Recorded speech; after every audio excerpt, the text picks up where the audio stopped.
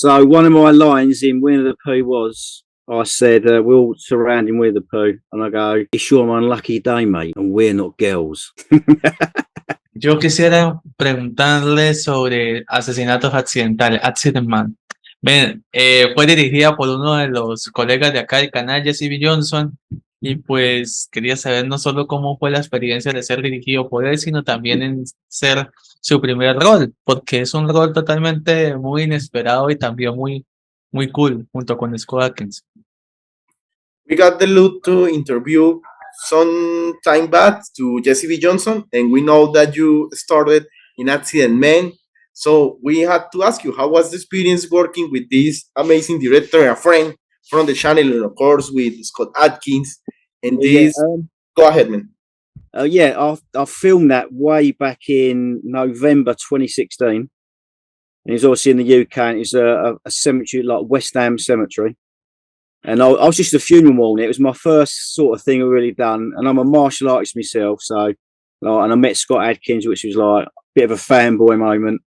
And I was just like being all sad at a funeral, and I get to meet him and have some photos. But that is probably my first ever experience on set. And it just gave me the bug to just carry on with my career. Pues yo creo que entendiste que fue casi un momento de fanaticada porque pues como él es un artista de artes marciales, él era un gran admirador obviamente de Scott Adkins y que sí, fue su primer rol, tú sabes que ahí para arriba.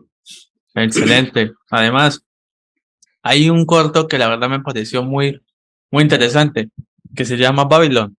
Sabemos de que él tuvo la oportunidad de ser, por ejemplo, coprotagonista junto con Lee Byford. Entonces quisiera preguntarle sobre cómo fue el poder desencadenar algo policíaco en esta historia. Now tell us about the experience working on Babylon, the short film. We know that you are the co-protagonist, and yes, I was working in something that is more like a police movie. I don't know. Tell us. Yeah, Babylon is a music video. I've done a lot of music videos for like grime artists and rap artists, but this one we were kidnappers. It was based around the I don't know if you've heard of it. I think it's the Grenfell fire, like the building that burnt down in the UK.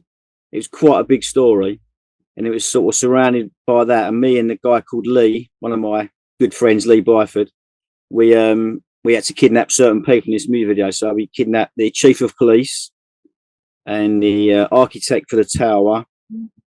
So yeah, that was that. So that was a music video, it was pretty cool. I got a question. Do you have the account of how many music videos you had made? Because I was reading, in fact, before this interview, I was reading about the UK hip hop scene. That is huge. I've been in about 25 music videos, and my most, I'd say, famous one was a couple of artists called Dave and Fredo, big grime artists in the UK, and that video was called Money Talks. I will translate. John, tuve que hacer una pregunta porque nos dio un dato buenísimo. Ha trabajado más de 25 videoclips de toda la escena hip hop de Inglaterra. Tú sabes que eso es grandísima. Yo de hecho estaba leyendo sobre la escena hip hop de Inglaterra y ahí mencionó unos artistas, sino que sí, Babylon es un videoclip y es una muestra de todo lo que le ha hecho en su carrera. 25 videoclips, imagínate. Wow, man, eso es increíble. Además, felicitarte no solo por esta videoclip, sino también por esta ha sido un filme que la verdad debemos conocerlo, y es The Modern Way. O sea, es una historia de Giuseppe Monticello, es algo sobre Inglaterra, cómo sería en los años 80, la fanaticada, el punk. ¿Qué opinas sobre esa época? ¿Se necesita más historia de esa actualmente? Do you think that we need more histories like The Modern Way that tell about this UK in the 80s? Oh no, tell us.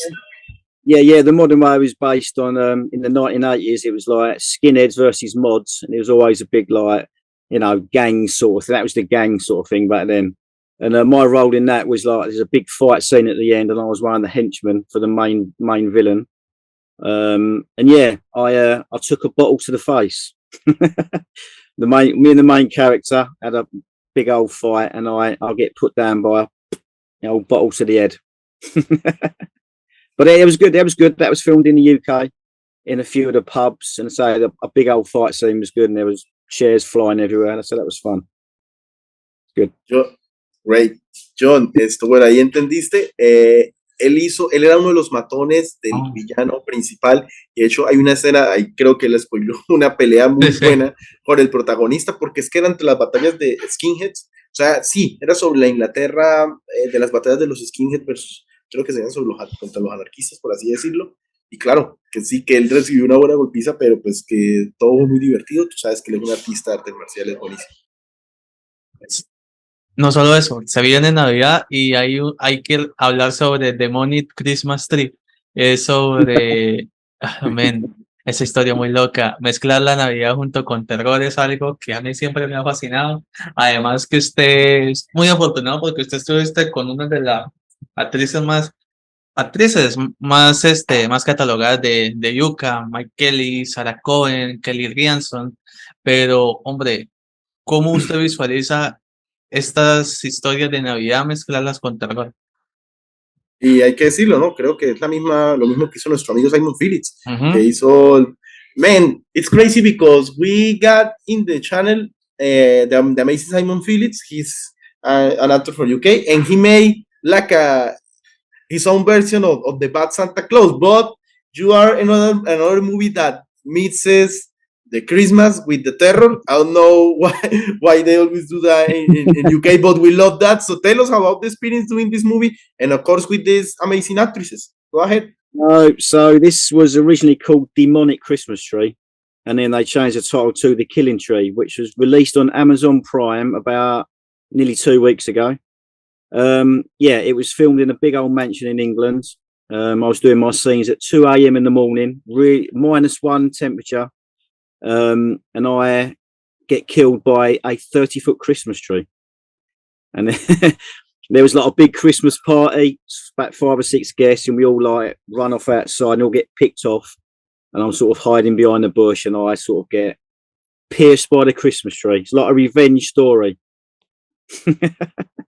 And in fact, it will be crazy that there will be like a spin-off, or not a spin-off, this Killing Tree with the Bad Santa that made Simon. It will be amazing. Yeah. I've done quite a lot of B-movie horror films. I've done quite a lot of them. This is the best place to talk about this. Jhon, un spoilerazo, pero buenísimo. Sí, se estrenó hace 2 semanas en Amazon Prime. Cambió el nombre, ¿no? O sea, el nombre que tú dijiste era original, pero ahora es el árbol asesino. O sea, el árbol asesino. Y sí, él es asesinado por un árbol de no sé cuántos metros. Entonces yo dije que sería buenísimo hacer ese, pues, imagínate ese spin-off, el Santa de Simon Phillips, o que espero no haber dicho así, fue el que lo hizo, ¿cierto? Sí, con este árbol. Exacto. Dice que él también ha tenido la suerte de hacer varias cintas B, y yo le dije que eso es lo mejor. No, eso es lo mejor, eso es más libertad. Es más, hay que preguntarle sobre la que se viene o más tarde. Ahorita, porque hay una que se llama Banglatown, que es sobre la India. Hombre, esa es muy buena, o sea, no sé, me pareció muy cool, no solo su personaje, sino cómo se evidencia en las secuencias. Me parece interesante que no muestran al protagonista como alguien superior de boxeo, sino algo que le siga las palizas, así pierda o gane. Entonces me gustaría saber cómo puede poder colaborar con gente también que es proveniente del cine hindú. Increíble.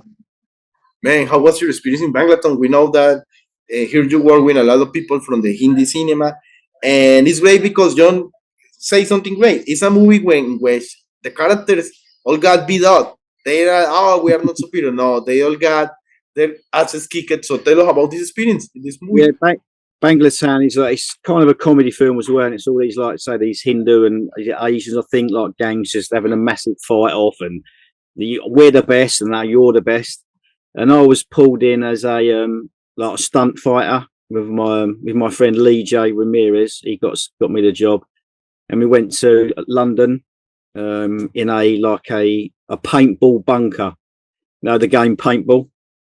It's a place in the UK where people go and play paintball, and we just had loads of fights, and we just like doing the stunt work, and there was like gangs against gangs. And yeah, we get to fight the main villain, and he beats us all up. Jhon, eran peleas de gangsters, pero es una comedia, por eso tal vez esa cuestión. Es que sí, a ver, es una comedia, pero con escenas de acción bien hechas. De hecho, él fue uno de los coordinadores con esa otra persona que mencionó. Y creo que Ujú. ahí escuchaste el buen spoiler. Uy, sí. Bueno, antes de llegar a la que tantos deseamos, hay una que está en camino. Otra vez vuelve a poder compartir escena con las chicas que yo te decía, que se llama Medusas Venom. Medusa Venom es una que está ya en producción, ya lista. Hombre, ¿qué sobre mezclar la mitología, sabemos griega, y mezclarle un poco sobre la mitología de Londres? ¿Qué opinión tienen al respecto y cómo va a ser esa nuevo filme cuando se estrene? Man, we know that in Medusa's Venom, you also share a screen with another actresses from other movies. But how will be, if you can tell us, because we know that is in production, this mix of the Greek mythology with UK, I don't know. Tell us what can you know about Medusa's Venom, man. Yeah, this it's a production company called Jagged Edge, and Reese and Scott run that production company. And so I've been doing about 5 or 6 horror films this last year, and Medusa's Venom is about a snake woman that just goes around eating people. And I've got quite a quick scene that where I'm a mechanic and I'm trying to fix the car in the garage, and it's all dark, and I hear all these noises, and the Medusa woman comes out, and we have a little scuffle, and then she just bites my neck, just eats me. But it's just I do these crazy scenes in these films, and most of the time I die in films. Somebody has to do it. Yeah, John, yes. Llegó el Que él dice momento. que, no, pero él dice que generalmente en las películas lo matan, pero dice que no importa. Acá es el mecánico. Y hay un enfrentamiento Bueno, bien bacano contra Medusa.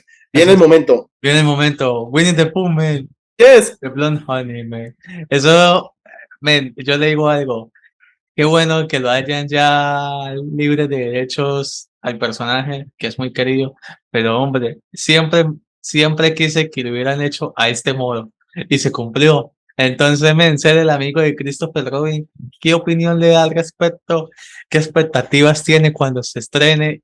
Y yo me imagino, men, antes de esta entrevista, suave, pero luego de que se estrene, vas a recibir muchos llamados. Yeah, man, you know that this question was coming. What can we expect? Because yes, we are happy that the rights from Winnie the Pooh got free, and they made this movie. And no, man, in all the world, but in Latin America, it's crazy. All the videos of the reactions of the trailer, and we Yeah. know that after this interview, man, we will become Sí. many interviews. But what can you tell us about this movie? One of the most expected from the next year, man. Winnie the Pooh is probably it's one of the fun and probably, hopefully a career blast, as they say. They'd sort of filmed it, and then they got a lot of hype on the internet, and when they said, right, we're going to do a reshoot, we want the last scene to be absolutely fantastic. So I was pulled in with 3 other actors. We are rednecks, and the end couple of scenes, there's the girls in the car going, oh, we've just seen this massive bear running about. I'm like, oh, shut up, what's going on? No, you've got to save us. And then we see Winnie the Pooh's just standing there, and our scene is having a bit of a rumble with Winnie the Pooh. And but I won't say too much about the ending, but it's very graphic. And yeah, I get some good. I've got a baseball bat. My name's Tucker. I play a character called Tucker, and I have a baseball bat of choice. And yeah, give him a few digs to the head. But that was shot as a night shoot in Kent, somewhere in Kent. And hopefully that is going to be a big film. So in America, it's gone crazy. Going to be a release in February, a couple of cinemas, Mexico, Canada, and hopefully UK. And hopefully red carpet event. And hopefully Colombia. No, man. Yeah. Yes, no, it's one of the. I mean, I've done some fun stuff over the years, but Winnie the Pooh, Blood and Honey has got to be one of the best things I've done. Yo creo que entendiste. Y además, el fandom que hay en Latinoamérica es mucho más que el de Europa y Estados Unidos. Eso sí, déjeme decirle, el fandom acá de Latinoamérica sobre esto van a haber muchas reseñas. No, man, and John is right. The fandom of Winnie the Pooh and of course this movie in Latin America is huge. So expect a lot of reviews in Spanish, man. Yeah. I don't need to translate. Yo no understand everything. John, creo que entendiste todo. No sé si quieres que traduzca. Aparte de que eso, mire, aparte de Winnie the Pooh, él tiene como 10 proyectos encima ya. Entonces, es bueno que se desocupó en esta, la una, la otra, pero, hombre, yo quiero hablar de una que sí, la verdad, aún está a un año, ya muy tarde en salirse, que se llama City Tweets. City Tweets, pues obviamente yo conozco el trabajo que ha hecho Drake Scole, que obviamente es parecido a Grand Warman. Ya lo verás más adelante. Y men, es increíble la manera en cómo hay un cast tremendo. ¿Qué opinas sobre esta historia? ¿Qué expectativas tiene? Además, es una producción de Yuka junto con la India. And man, whatever you want to tell us about City Twist, we know that it's another co-production between the India, UK, and they got an amazing cast. Whatever you want to tell us, go ahead. Yes, City Twist was again another gang thing. I was always involved in gangs, and my scenes were running around the beach in London again. When we was chasing the main guy, and we get to have some fight scenes on the beach, and yeah, it's a very short scene. Now it's a short film, for me a short film, but that was like just a couple of scenes on the beach, obviously fighting again, but yeah, that's that one. ¿Qué nos espera de Ecaps? Ecaps es de los Rangers espaciales, no Power Rangers, ¿no? Rangers espaciales sobre Yucas junto con obviamente gente capacitada, entrenada militarmente que está en el espacio. O sea, ¿qué expectativas también tiene? Y también, ¿qué es lo más importante de su personaje ahí? Que, o sea, que me genera curiosidad. Man, we know that you are the guy in charge in Ecaps, so this is the space to tell us about what we can expect. Interesting. Well, I'm still writing this. This was a story when I was a kid, when I was 14, 15 years old, and I was massive Star Wars fan. So I said to my brother, I'm going to write a similar story, like to Star Wars. And the names were all like UK clothing brands, and I just swapped the names over. So you had Pierre Cardin, Lyland Scott, and I just switched the names over. But this, hopefully, when I get to finish writing it, is going to be about a special invisible cape. I won't say too much. Like someone's got an invisible cape, so they're sort of fighting over that. But Ecaps is space spelt backwards. John, es que en el título está todo. Ecaps es espacio en inglés al revés. Ah. Y es su versión. Creo que ahí te dijo todo. Vamos a felicitarlo. ¡Bravo! Simon. No, Simon, mire. Invita a la gente a que no solo sigan tus redes sociales. Por favor, invita a la gente de Latinoamérica. Denos el honor de invitar a ver Winnie the Pooh cuando salga. Obviamente, no sé cuándo, en febrero. Gracias. Y bueno, no sé si diga una lineacita de una frase de lo que dice Tucker. O sea, okay, the camera is yours. Yes, give us your social media so people can follow you. But man, it will be an honor that you invite people here in Latin America to watch the Winnie the Pooh movie, because you know that we expect it. And if you can tell us a phrase or something about your character, you can, of course. Go ahead, about Tucker. A line from the screen. But for Winnie the Pooh? Yes, social media, invite people to watch in Latin America Winnie the Pooh, and a little part of your screen in Winnie the Pooh. So one of my lines in Winnie the Pooh was, I said, we're all surrounding Winnie the Pooh, and I go, it's your unlucky day, mate, and we're not girls. Man, give your social media so people can follow you, and invite people in Latin America to watch Winnie the Pooh. Go ahead. So I'd like to invite all you guys out in Latin America and all the other countries, hopefully, to go and see Winnie the Pooh Blood and Honey. It will blow your minds. Awesome, man. And now, man, your social media so people can follow you. Go ahead. And a bit hi to whatever you want. Social media, Instagram is Simon Ellis 1212, and that is all I really use. But you can follow me on Instagram, get all my up-to-date films and photos. Excelente. La foto. La foto. We are going to take a picture so we can share to the social media. So, man. 1, 2, and Simon, gracias por la oportunidad. La verdad, te lo agradecemos. Solamente quiero decirle con muchos éxitos para esta nueva producción y nuevas producciones que vendrán. Y bienvenido siempre al canal. Man, you're always welcome. A lot of success. There is a lot of projects. So, man, the best lot. And thank you, man. Thanks, guys. Thanks for the interview. I've really enjoyed it. Thank you. We enjoyed it also. Que la disfruto mucho, la entrevista. Muchas gracias. Good day. Good night, man. Good night, man. Bye, bye. Bye, bye. Bye, bye.